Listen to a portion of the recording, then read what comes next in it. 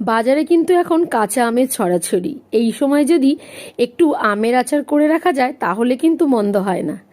আসলে এই কথা ভেবেই আমি বাজার থেকে আম কিনে এনেছিলাম, তবে ভাবলাম শুধু আম দিয়ে কেন করব, এটার একটা দারুণ টুইস্ট আমি কিন্তু করেছি।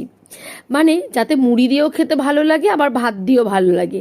এর সাথে কি যোগ করেছি পুরো ভিডিওটা দেখো, বুঝতে পারবে। প্রথমে আমটাকে এভাবে কেটে ধুয়ে রেখে দিয়েছি অনেকক্ষণ জলে ভিজিয়ে, তারপরে সেটাকে তুলে গ্রেটারের সাহায্যে গ্রেট করে নিয়ে একটু নুন দিয়ে মাখিয়ে 7-8 মিনিট রেখে দিতে হবে।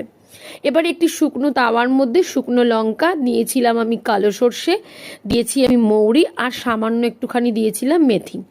এই সব কিছুকে খুব ভালো করে নাড়াচাড়া করে একটু গরম করে নিয়েছিলাম। হালকা যেই গন্ধ বেরোবে তখনই এটাকে তুলে ঠান্ডা করে আমরা মিক্সার গ্রাইন্ডারে দিয়ে গুঁড়ো করে রাখবো।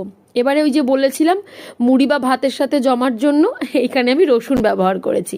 বড় বড় দুটো রসুনকে এভাবে খোসা ছাড়িয়ে থেতো করে নিয়েছিলাম, খুব বেশি থেতো না, হালকা হাতে। এবারে দেখো ওই যে 7-8 মিনিট হয়ে গেছে, কিন্তু সেই যে আমের ঝুড়োটা রেখেছি নুন মাখিয়ে, সেটাকে একটি কাপড়ের মধ্যে নিয়ে এইভাবে হালকা হাতে প্রেস করলেই কিন্তু বেশ অনেকটা আমের জল বেরিয়ে যায়। নুন মেখে রাখার ফলে এটা হয়। এবারে দেখো এটাও হয়ে গেল কাজটা। এবারে বাকি যে আমটুকু বেরোলো আর কি জলটা ছাড়ানোর পরে, সেটা একটি পাত্রে আমি ঢেলে এভাবে ছাড়িয়ে নিয়েছি। যেহেতু নুনটা বেরিয়েই গেছে জলের সাথে, তাই আবারও এর মধ্যে আমি 1 চামচ নুন দিয়েছি আর সামান্য একটু হলুদ দিয়েছি। আর ওই যে মশলা গুঁড়োটা করে রেখেছি ওখান থেকে 1 চামচ আমি তুলে রেখে বাকি মশলাটুকু এর মধ্যে দিয়ে দিয়েছি। হ্যাঁ, 1 চামচটা পরে কাজে লাগবে, বলছি পুরো ভিডিওটা দেখো, জানতে পারবে। এবারে দেখো এই যে আমটা মাখা রেডি হয়ে গেছে, এটাকে একটি বয়মের মধ্যে মানে কাচের বয়মে পুরে নেব। আর এবারে তেলটা রেডি করব। এখানে তেলটা আমি বেশ গরম করে একটু মিডিয়াম হিট করে রেখেছিলাম। এবারে না বেশি গরমে যদি আমি রসুনটা দিই তাহলে একদম পুড়ে যাবে, সেটা ভালো লাগবে না। যখন হালকা গরম থাকবে তখন রসুনটা দিলে খুব ভালো গন্ধ বেরোয় আর আচারের টেস্টটাও দ্বিগুণ হয়ে যায়। বললাম না মুড়ি দিয়ে দারুণ লাগে, এই রসুনটা দেওয়ার জন্যই কিন্তু দারুণ লাগে।